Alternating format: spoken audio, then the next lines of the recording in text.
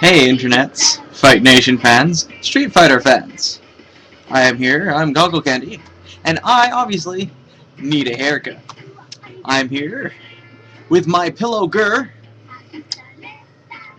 and my leader of Do to tell you a little story, a little Street Fighter story. See, I've stopped more or less playing Championship Mode. Yes, I've stopped. But why? Because it is bothersome. Championship Mode is full of people who really repeat one specific pattern or one specific online strategy. Not so much talented people, you get them occasionally, but a lot of onliners. Now, they'll do this basically so they can win that one match that they need. They don't obviously play sets because they would know that that doesn't work after a couple times. So that bothered me. So I stopped and I've decided to start playing player matches. Yes, player matches. So I've sat down and I've played a couple people, I played one, obviously, trying to get really good with E Honda. E Honda is a very difficult matchup for me, because both people I play, Rufus and Fuerte, I have a lot of trouble with specifically Honda. So I might as well just play Fei Long or Bison, because I have just as much a chance with them, I suppose. Now, I'm doing this for a reason. I've set you up for a reason. I've discovered something. Yes, discovered something on the player's match. This specific person, his gamertag is VT Sausage, Sausage, and I just played him. And the final score was him 20 me 3. Now let me explain to you why that is and why I'm still so cheerful. When you go and train to be a really good player, a really good fighter, you go through all the challenges, you do the trials, you play everyone a little bit, and you figure out who you like. I picked El Fuerte, I'm starting to learn Rufus. Every so often I'll dabble with Bison a little, but more or less I play with just El Fuerte and Rufus. Why? Because if I want to go to, say, a tournament and do well, I need one really strong character, and maybe a strong secondary, in case they have someone that is very bad to my primary. That is how it works. I don't see Daigo changing from Ryu anytime soon, and I'm pretty sure if he picked up a console character, he'd be at a great disadvantage. So what does it have to do with me in these battles? Well, here's the interesting story, and I want to see if you guys can pick up on it before I tell you what all this means. Think about this. Think about it. I want you. Come with me. Come with me into this story. Join me. So, I start the match against VT Sausage. He immediately goes to random. I'm thinking, oh, a gentleman out looking for a good time. Looking for some randoms, just to muck about and have some fun. This should be great. He gets Sakura. I get Rose. I'm not particularly good with the Rose. I know a couple of things, because I know good Roses online. I've played them. And yes, they are quite annoying. So, he proceeds to pretty much destroy me with Sakura, knowing most of her combos.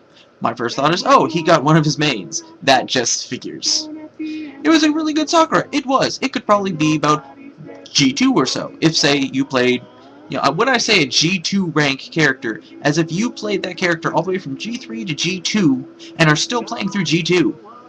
Because not everyone G2 is bad. A lot of those people are still learning and want to get better. So, it's about a G2 Sakura, whereas I'm playing a Rose and have no idea what I'm doing. So, we pick random again. And he gets... oh, who did he get? He got someone... and I believe I got Fei Long? I believe I got Fei Long.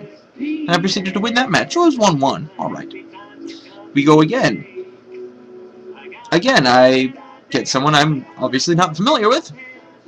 Because in reality, the only people I'm familiar with to any extent are Fuerte, Rufus, and I like to muck about with Bison and Fei Long on occasion. But in reality, that's it. I don't play everyone else often. I only play them in players' matches to have fun, to relax, to enjoy other character traits. Now, as these matches go on, and at one point he did get Fuerte in random, and there was no way I was going to let myself lose to Fuerte, and I did not. Oddly enough to Zangief, which is a bad matchup to Fuerte. So, we continue to play, and he continues to win. Now, mind you, during all these matches, he does what we call disrespectful conduct during all these matches. We'll say, you know, teabagging when he can. After, you know, KO punches, kicks, juggles. Taunts. Basically everything you could do during and post-match to be... What do they call? What do the kids call it? Oh, yes, a jackass. Yes, all the jackass moves. So I'm like, well, I don't understand this. And the more we play, the more I've come to realize this. Instead of picking a 1-2 characters to really be good at, he has decided to become a Street Fighter 4 griefer. What is a griefer, you ask? Well, if say you play World of Warcraft, represent warrior, you would know that a griefer is someone who goes into the game merely to make everyone else sad, unhappy, angry, really to just annoy everybody else. Some people do this by attempting to crash the servers, by camping someone's corpse, by getting a friend to help camp someone's corpse, to steal kills, to basically do everything they could to be a D-bag in game for no reason other than being a D-bag in game. There are many griefers like this. Halo 3 has many different sorts of griefers. Some people will just quit outright in the middle of a match. Some people will betray at the beginning of a match. Some people do many things to be a griefer. And that has gone small. I did not want that. And now we have a Street Fighter 4 griefer. But GoggleCandy, you say. Maybe he's just a really good player. Maybe you just got completely destroyed and are just pissed off that you got completely destroyed. Well, little Johnny, or whatever your name is, Susan, Billy, Conan, whatever. That is not quite right. See, when you play enough Street Fighter to the extent that I have, or say Free One Up or Lupus On, you can watch a character being played and realize about what skill level they may range in throughout the match. And through all these matches, whereas I only got Forte once, and did beat his Balrog, who he manually chose, which makes me believe that that's the one he feels comfortable with. And I did defeat it, which he's not that good if Forte can beat a Balrog, because Balrog is both an easy button and a bad matchup for Forte, given half the characters tend to be a bad matchup for Forte, but I digress.